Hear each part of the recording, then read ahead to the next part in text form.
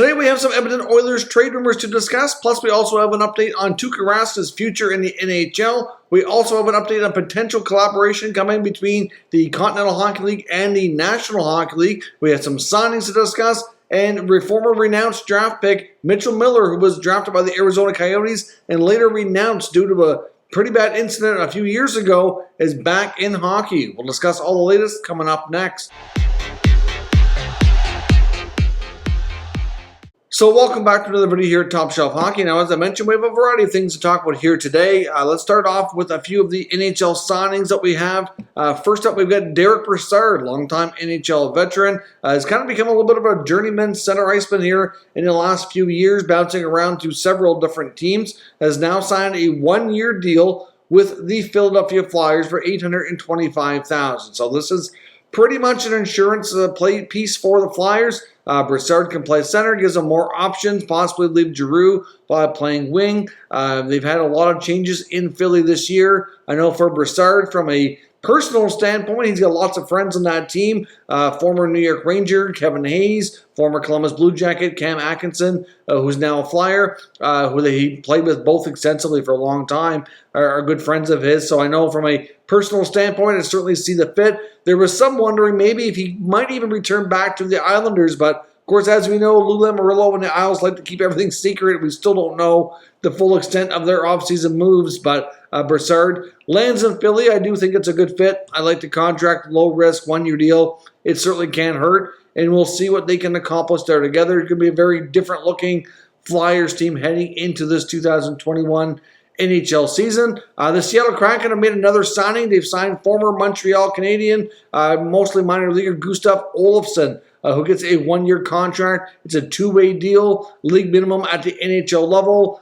Considering the amount of defensemen that they have, and they've made very little in the way of trades after the expansion draft, I don't see him making the NHL roster, so he will be somebody who can play for their American Hockey League affiliate for the upcoming year. The Calgary Flames also signed forward Glenn Gaudin as well. He gets another one-year contract. It's also a two-way deal. Now, Gaudin normally would be at RFA again next year, which he could be, depending on how much he plays, but he actually has to play 74 games this season, or he will become a Group 6 unrestricted free agent after the coming season. So, as we know, they only have so many years to get a certain number of games played, or they hit UFA status instead of RFA status. And Gaudin hasn't really played a whole lot of NHL action here since he's been a pro. So we'll see if the Flames use him a little bit more regularly or not. I mean, 74 games doesn't give a lot of opportunity for him to sit out. So we'll have to see where things go on that front. The Minnesota Wild have also signed 2021 first-round selection Carson Lambos to his 3-year entry-level contract. The left-shot defenseman, who was recently taken number 26 overall, will continue to play junior hockey, no doubt, for the coming season. At least he gets his ELC officially on the books here with Minnesota. Now, as I mentioned as well, we also have news on the future of Mitchell Miller. Now, in case you don't remember this name, he was a player drafted in the 2020 NHL draft by the Arizona Coyotes, and then news came out shortly thereafter about a pretty bad incident that had happened with him a few years before the draft. I think he was actually 14 years old at the time, so the incident is now like 5 years past when it happened, but it was pretty nasty. The incident, I'm not going to go into great detail here on the incident. We've talked about it here before on the channel, but it was a form of bullying and racism. It was pretty bad, the things that he was accused of. At this point, he's also yet to officially apologize, and he did conduct an interview after it was announced that he was going to be returning. And where he's going to be going is he's going to the United States Hockey League and the USHL in Tri-Cities, where he's going to be playing. He was supposed to be part of the University of North Dakota college hockey team, and then they basically didn't want anything to do with him after this incident became public after the 2020 NHL draft year as well. So the Coyotes, even though they drafted him, they did technically renounce the draft pick. So I know they got a lot of criticism for it as well, because as we know, the Coyotes were extremely low on picks in that draft, and then they used it on a player like him. He was actually on some teams' do not draft list, but the information from the incident, I can't quite remember, but I don't think it was quite as widespread and known as it became shortly there afterwards. But ultimately, like I said, a real bad scenario. I know many were kind of calling for him not to get any more opportunities. And at this point, like I said before, I'm all for second chances and kind of rehabbing people and giving them another opportunity at life. But at this point, he hasn't really shown the remorse, I don't think, or really apologized. I'll show you some clips here from Twitter, which kind of outline part of the interview that I'm talking about here that he conducted. And we'll see here what I'm saying. Now, the clip here from Twitter says he was unable to reach out to the victim after the incident, but I do think eventually I will reach out and obviously say I'm sorry for the inconvenience I caused when we were 14 with their family and their child. So this guy, to me, just doesn't get it. I mean, an inconvenience is like when your phone battery dies, or you misplace something and it's an inconvenience until you find it. It's not causing severe trauma, whether it be physical or emotional, mental, or whatever, to somebody in the form of bullying or being racist. Like, this was far from an inconvenience. This is a situation where what he did was really wrong, and it doesn't really show to me that he's really learned from it. But I guess the USHL and Tri-City feel he deserves an opportunity. Their coaching staff, I think, went on to say that they kind of looked into everything, and they don't feel that that's really representative of who he is as a 19-year-old. So I don't know. I know there's mixed opinions out there. Like I said, if he's gone through the proper steps, shown his remorse, apologized, he can kind of prove and show that he's done a lot of things to learn from this, then I would say at some point he should have a second chance. Like I said, I just don't feel he's done that. So to me, it shouldn't be coming, but that's where things are at, and the opportunity is there. So I'd love to know what you think as well. Let me know your comments on that situation down below in the comment section so we can discuss this further. I'd be curious to see what everybody thinks. Now, of course, before we jump into the last part of our video, looking at some other NHL topics, I do want to pause for a moment and acknowledge our channel sponsor, Manscaped. Top Shelf Hockey is proud to be sponsored by Manscaped. Of course, with Manscaped, we have a special offer here for all Top Shelf Hockey viewers where you can get 20% off and free shipping on all orders at manscaped.com. Now, of course, Manscaped just launched a brand new Lawnmower 4.0 trimmer, which is a fantastic product. They've taken the level up here, even again with the skin-safe replaceable blades. It's waterproof, it's wireless charging, has a travel lock on it, as well as a nice light so you don't miss what you're doing. So certainly a terrific product. Now, many people associate Manscaped with their trimmers, which is certainly kind of their top product, but they do have a lot of other great options as well, including what they call the Weed Whacker, which is another trimmer for your ears and nose. And they have a variety of deodorants and sprays as well, which also keep you fresh and are terrific as well. So certainly Manscaped has a lot to offer, and we certainly highly recommend all of their products. So check out manscaped.com and use promo code TSH for 20% off and free shipping. So thanks very much for watching that promotional content. I greatly appreciate it. Also want to take a moment just to again thank you. I mean, it seems like I've been doing this a lot, but the support just continues to be overwhelming, so I got to keep putting it out there. The merchandise sales have been phenomenal. We've got lots of new members joining the channel, which is great to see. We've had lots of the super thanks, which is also greatly appreciated anytime that happens. It's like a tip jar in case you're unfamiliar. It's basically right below the video here where you see like, dislike, and then there's a heart button with a thanks in it. So you can do that, which has been happening a lot.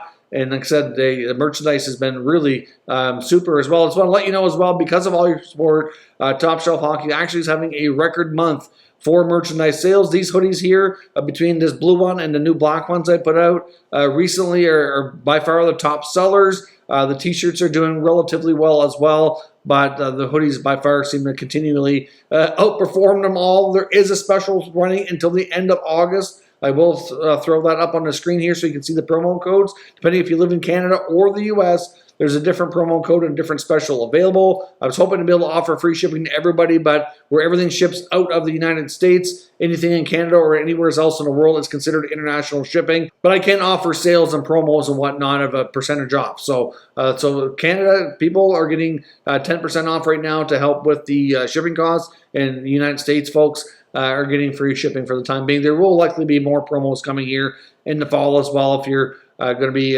looking to maybe wait a little bit to jump on the merch train. So, but everybody who has so far, greatly appreciate it. Like I said, the support's been overwhelming, and I just want to make sure everybody understands just how much I appreciate it. Now, into the remainder of the video. When it comes to Tuuka Rask in the Boston Bruins and what does his future hold, he's recently completed an interview, and it sounds like 100% here, though, which really is not much of a surprise, that he definitely does want to play this year.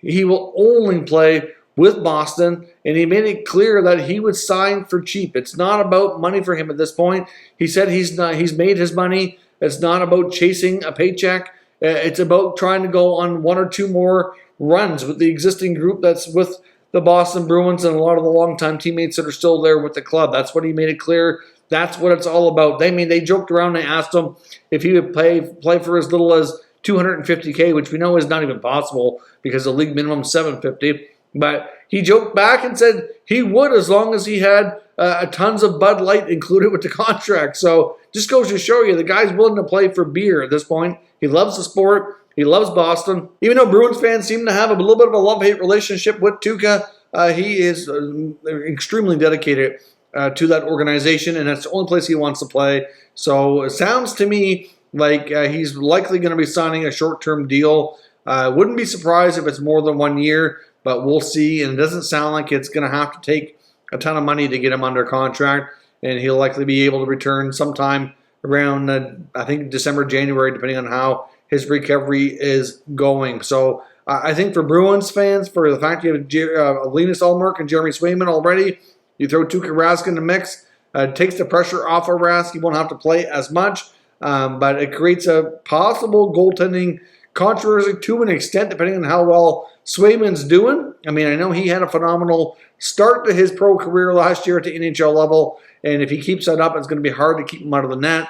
But at the same time, they have Ullmark and they have Rask, and he's going to be the odd man out because of the waiver exemption for another season. So I'm not sure what the Bruins will do exactly when it comes to Rask, but it sounds like that's the only place he's going to play, willing to play for cheap, and should make a return this year. Now, as I mentioned as well, it sounds like the KHL and the NHL might actually be willing to do a little bit of a collaboration here. Now, I've seen reports earlier today that KHL, where their regular season's about to start up, that they are going to have a streaming platform on ESPN Plus as well as portable.tv. So it's going to get their game exposed a little bit more in the North American market. And there was reports that I've seen from the executives at the KHL saying that it is possible that they would be able to collaborate with the NHL on some exhibition games. Now, of course, there was no timelines given or any details really at all, but I just found it interesting considering that's something that we've never seen. It'd be really interesting to see how some of the top teams in that league would compete and fare against the top NHL teams. I mean, maybe, for fun, they could get each league championship team to play against each other for some sort of other prize. I don't know. I'd just be curious to see how it would work out. They're very different kinds of leagues. The NHL is much higher scoring. I do think it's fair to say, no offense to the KHL, that the NHL is the best league in the world and that they do have, a higher level of overall players and athletes in their league compared to the KHL. But it is different. I mean, they do have a different style, and it's just a very different scenario. But it'd be curious and fun to watch them go against each other in some sort of exhibition-style game. So let me know what your thoughts are now. How do you think they should format it? Should they have like a champion versus champion, or what do you think? Let me know down below in the comments. And lastly here, I want to touch on some Edmonton Oilers trade rumors. There's a recent article here from The Athletic talking about the Oilers and some moves that we might see them make here, either ahead of the season or during the season. Now, of course, the Edmonton Oilers do have a little bit of cap flexibility, but of course, they don't have a ton of room like a lot of teams. To some degree, they've got the Oscar Klefbom contract that can go a long-term injury reserve, which will give them a little bit of leeway. But at the end of the day here, the article references the fact that goaltending has not been addressed, and if they're going to make that something that they're going to do here ahead of the season or during training camp, that one player they felt they could be targeting would be Dallas Stars goaltender Anton Khudobin. The Dallas Stars are a team with a bit of a crowded crease, you could say, between Jake Ottinger, Khudobin. They signed Braden Holtby. They still have Ben Bishop, even though it's not clear what his health status is. He may not be available to start the year. I'm not sure if he's going to be what his status will be throughout the year either, to be honest, because there does appear to be some uncertainty around his future and being able to play in the NHL, but I guess time will tell or not. But even without Bishop, they have 3 capable goaltenders, and I don't see any point in, kind of holding Jake Ottinger back. So it was kind of confusing when they signed Holtby. I wondered maybe if, they might be trying to push Khudobin and maybe end up making a trade. Holtby obviously is a little younger than Khudobin, so I don't know what they're up to, but it makes sense that if the Oilers do want to make a move in goal, obviously Koskinen's going to have to go. There was a problem, and I don't really see Dallas necessarily taking him back. I mean, he's only down to 1 year in his contract, so, could they maybe find a deal with the Phoenix, or could they maybe find a deal with the Coyotes or something to move him along? Arizona does still have some cap space, but they're going to have to pay them some kind of a sweetener to do that, and that's going to be the holdup and the problem here that they may not be able to do. So we'll see, but this article thinks Khudobin might be the guy they target should they try to make a move in goal, which does make sense, but again, not going to be easy to do. I just don't know how they can move on from Koskinen is the problem. And except if they do go to the Coyotes or something, they're going to have to pay through the nose to make it happen. Now, the article also references that they'd like to add another scoring winger if possible, as well as possibly even a left shot defenseman, and down the road, a right shot defenseman. So there's like 1 or 2 D-men and a winger. I mean, it's a lot, really, and they only have so much limitation here that they can bring in. Now, when it comes to in-season moves, one thing that's suggested for the winger side of it was possibly Phil Kessel. I'm not completely sure that's going to work or be a fit. I mean, Kessel's contract is relatively high, and even though the Arizona Coyotes, again, could retain, maybe they work out a larger deal. Like I said, if Koskinen and something else could go to Arizona for Kessel, I don't know how that would work, but that could be something that maybe levels itself out. But again, they'd have to figure that out. It could be a little bit tricky. It also references Hampus Lindholm in the Anaheim Ducks organization as being a potential trade target as well. I do think it's fair to say we could see a Ducks defenseman traded either ahead of the season or during, whether it be Manson or Lindholm. Maybe Fowler, but I think Lindholm and Manson are much more likely, depending on where things are at in Anaheim. They're certainly a ways away from being a real competitive force, and it would make sense to maybe move on from another veteran contract there. And it also references the fact that if the St. Louis Blues are not having a great season, and maybe they trade Colton Parayko, and Parayko could be that big right shot defenseman that the Oilers are kind of missing. I mean, they do have the right side somewhat figured out, but between Tyson Barrie and Cody Ceci, for one, you're not going to get a ton of defense. You don't really have a lot of size. You don't really have a lot of strength and, that kind of strong defense back there. And Cody Ceci's not a small guy. Like, he's got good size. He's around 6'3", but he's not the kind of defender that really plays, strong and tough. And that's just not what you think of when you think of Cody Ceci, right? And you certainly don't think of that when you hear Tyson Barrie's name. It makes you think more of the offensive upside that he brings, and really Parayko would be a major upgrade over that size and strength and just that whole stability piece back there. But a couple things here. For one, I'm not sure that the St. Louis Blues are going to falter this year. I don't know how good they're going to be, but I can certainly see them being in contention for playoffs. And if that's the case, I don't see a Parayko trade likely happening. I do think they would have interest to re-sign him, even though it's not going to be easy. And obviously Parayko could be in fairly high demand. He could be a big piece at the deadline if the Blues do fall out of contention. But I don't know. That would be a tough one to figure out here. And I know the St. Louis Blues, after losing former captain Alex Pietrangelo, really, in my opinion at least, can't really afford to now lose their top right shot defenseman in Parayko. And again, I mean, that's a big loss for them if he were to leave the team. But I mean, they're also focused on trading Tarasenko right now. And I don't know that that's really focused too heavily on the Parayko extension. But obviously the Tarasenko trade could impact what's available for Parayko for next year and beyond too. So it's kind of a lot of moving parts there. So even though this article references a lot to do with the Oilers, I think a lot of it's very much future-based. It's going to be dependent on how the Oilers start the year and how some of these other teams start the year as well. So as much as they're all kind of some nice thoughts, it's hard to say if much of any of it would actually come to fruition. If anything does, to me, it's more likely to be the goaltending piece, and Khudobin could be their guy if they can find a way to move on from Koskinen, but we'll have to see if they can figure that out. So let me know your thoughts on everything discussed here today. Down in the comments, we'll discuss further. If you're new to this channel, make sure you subscribe. Stick around for all the latest news, rumors, and analysis of all 32 NHL teams. Thank you very much for watching, and I will catch you next time.